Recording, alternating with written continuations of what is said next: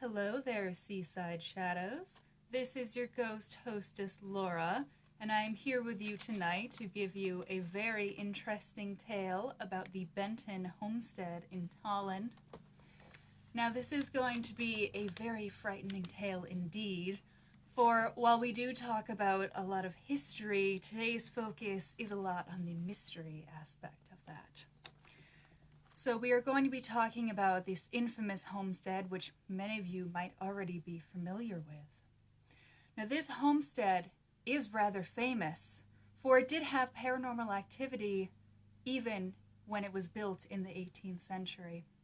It was built in 1720 by Daniel Benton when he was only 24 years old. He was born in Hartford in 1696. And at the age of 17, he and his father went to Tolland with the men of Hartford and the men of Windsor to found what has become Tolland. He was given land by his father when he was very young, and it is said that he gave his son the land in consideration of love and of goodwill.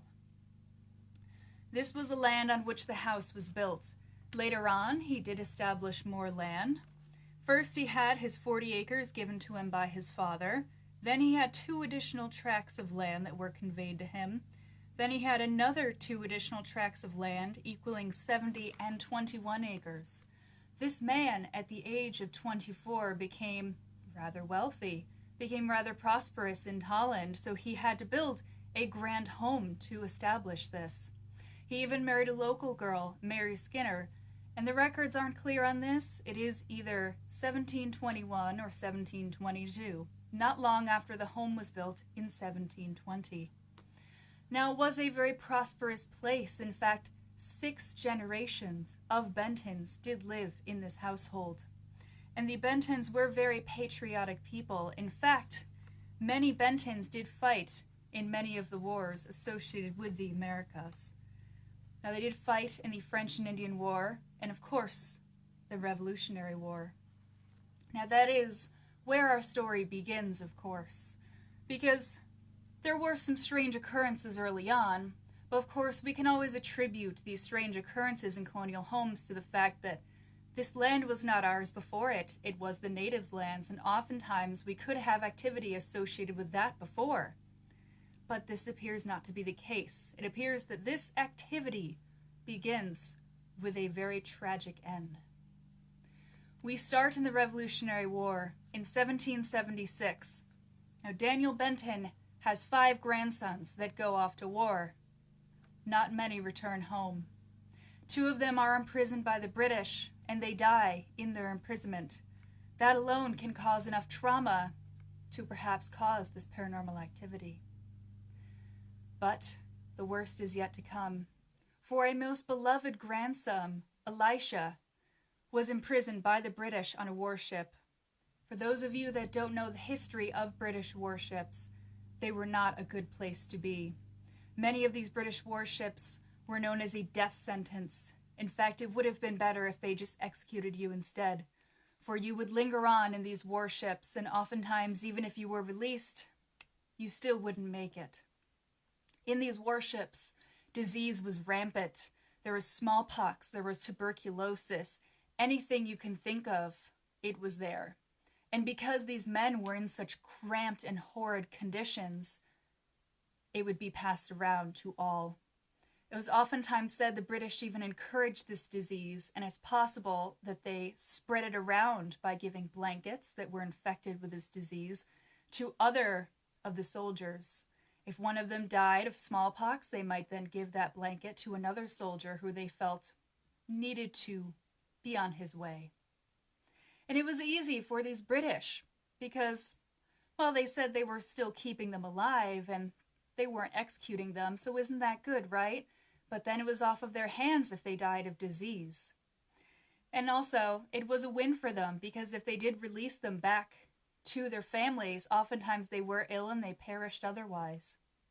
So this was not a good place for Elisha. Elisha was on this ship, but he was one of those lucky few who did escape and was allowed to be exchanged.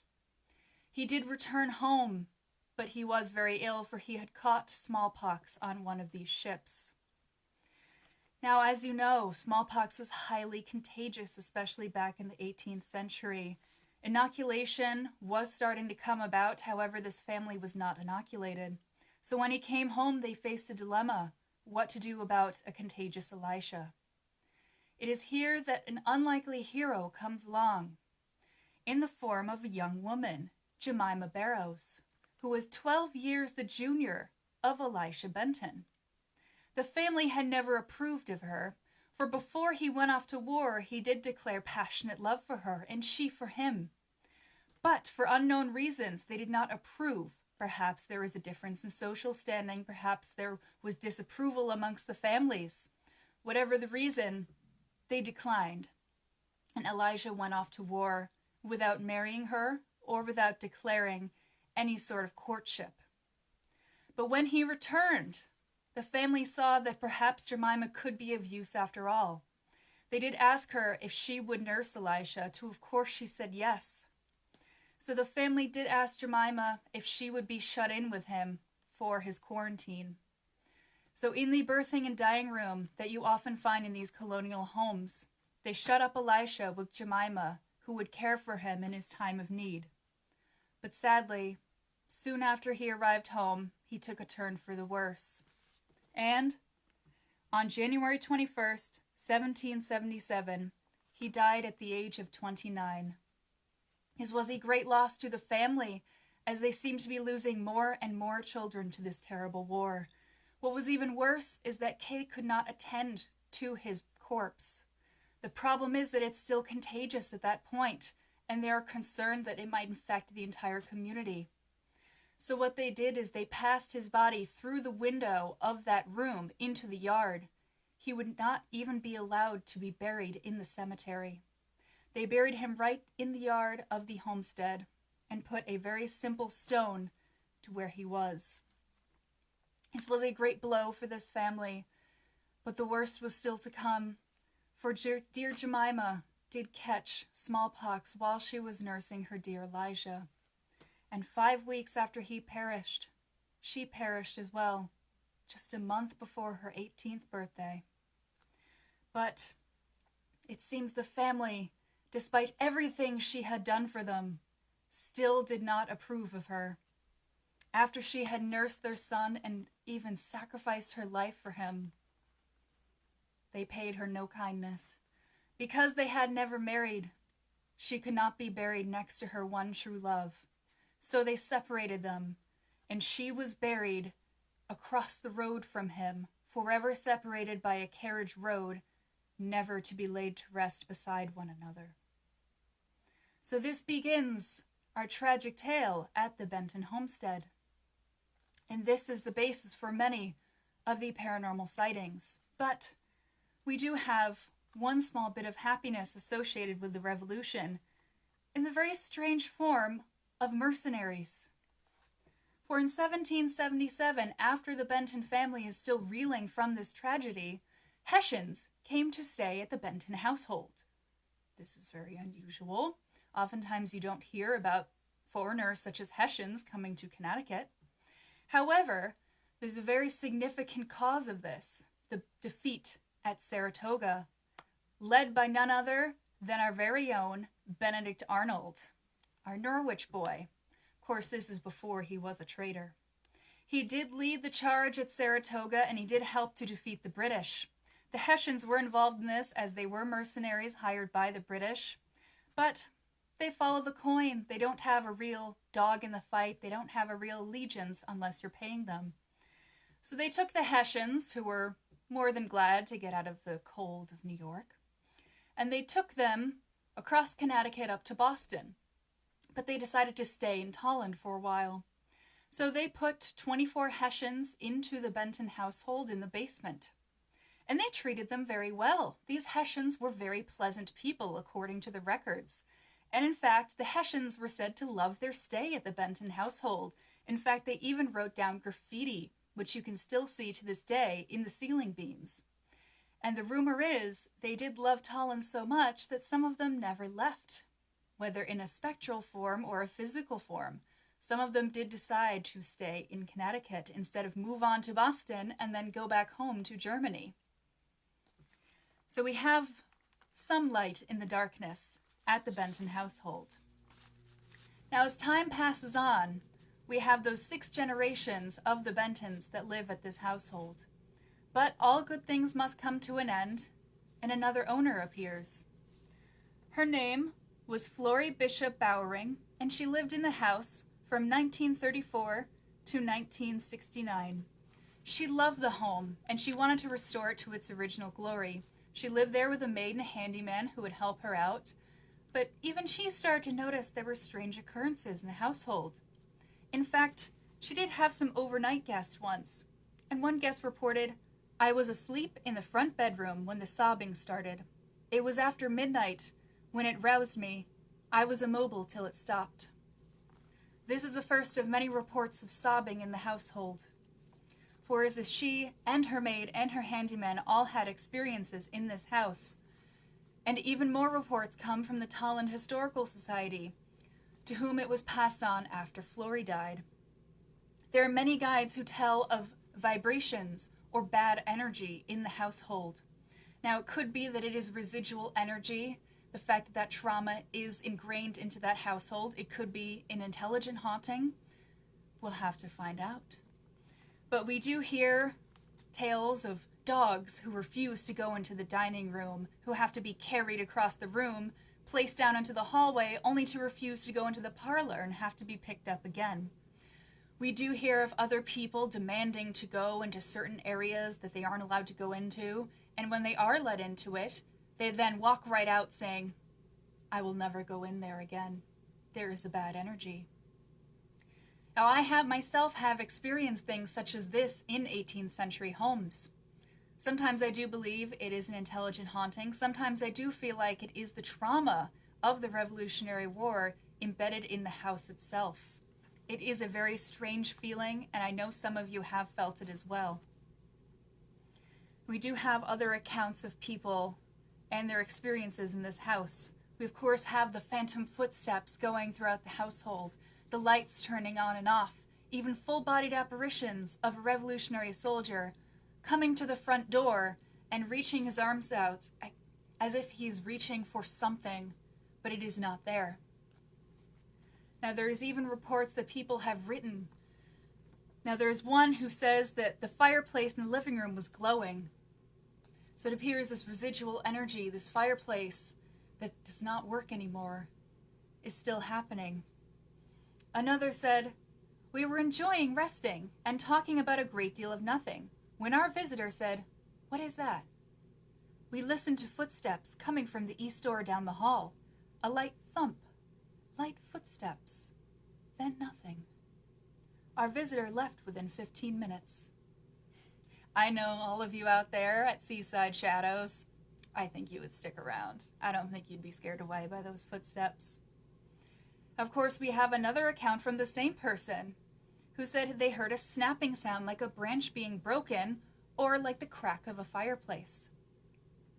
They said, "We checked the flue and outside, but could find nothing. It was uncanny. Was it our good friend the ghost? And he was our good friend. He did nothing to harm us. But he did keep us and all of our friends verbally occupied." So it appears that they did make friends with these entities, and it is possible there are intelligent hauntings there, because we do have another account of a guide who is giving a reporter a tour of the home, and when the reporter asked a question, all of a sudden there were 3 knocks against the wall, as if someone was trying to respond to the reporter. Later on, the guide said she returned home and noticed that her watch had moved forward an hour and 20 minutes. We do have another report of an overnight guest who had a very frightening experience from an intelligent haunting. She said, "I awoke and saw a man's legs at the head of the sofa. A hand suddenly covered my mouth. I said to myself, 'Oh, you joker. You are always trying to prove that there is a ghost in the house. I'll fix you. I'm not afraid.' But then it began to get hard to breathe. And I thought, joke or no joke, this is too much, and I pushed the hand away. Then I spoke out loud, very loud. "What are you up to?" With no sound, everything, legs and hands, vanished. That is the only account we have of a frightening experience, but it does appear that the entity did respond to that person pushing the hand off. So there is nothing that is demonic, nothing that is evil. It's just sad. We have all of these accounts of the sobbing, and we have accounts of a woman seen wandering throughout the house who is very upset. Is it possible this is Jemima? Is she separated from Elijah and that's why she is upset? Is she reliving the trauma of the death of her loved one? Could she be finally at rest if she was placed beside the one she truly loves? We will never know. This household became so famous for its hauntings that even the Warrens did come to investigate. They said they did see an apparition of a man in colonial garb, but he was surrounded by a blue aura, and they took it to indicate that he was a positive spirit, that he was not the one responsible for the hand across the face, and if he was, it was not meant as a negative gesture. And it is seen that it is just that they have had very bad experiences in that homestead, and that energy is still lingering to this day. There is one more experience that is very notable, and this comes from a very famous architectural photographer. Now, he came because, besides the paranormal activity, the Benton household is very famous for its architecture, for its history. So he came to take photographs of the outside of the house. He knew of the haunting just a little bit, but he was not prepared for what happened next. For he said, "My sister and I went to the Benton Homestead to get some pictures for a project on which we were working. The sun was in the right place, clouds were just perfect. Ideal August weather promised us perfect pictures. We started at the west lawn, and the west lawn is where Elijah and Jemima are buried. I started with a Polaroid and aimed at the full side of the house. Click, swish. The picture ejected. Oh well, I thought, something went wrong. Next picture. Click, swish. No picture. Click, swish for the next 6 pictures, with an odd feeling growing that something was wrong. But what? We decided to try the other camera. That had just been checked at the dealer's. Holding the camera, we found that it twisted in our hands, and the light meter went off. We still tried and aimed at the west side of the house. The upper window seemed to glow with an odd light. Although we were attacked with a wild sort of laughter, we decided to quit trying for the day. We went at a later date, and we got the pictures we wanted.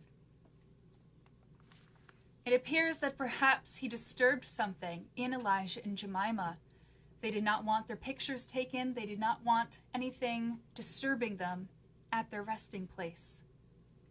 Now, it is tragic that we have these apparitions, these noises, and all of these, but we do have accounts that they are well respected by the people that work there, and anyone that goes in there says that it is a place where you can appreciate the history and that you can still tell the story, as I am telling you, of the Bentons.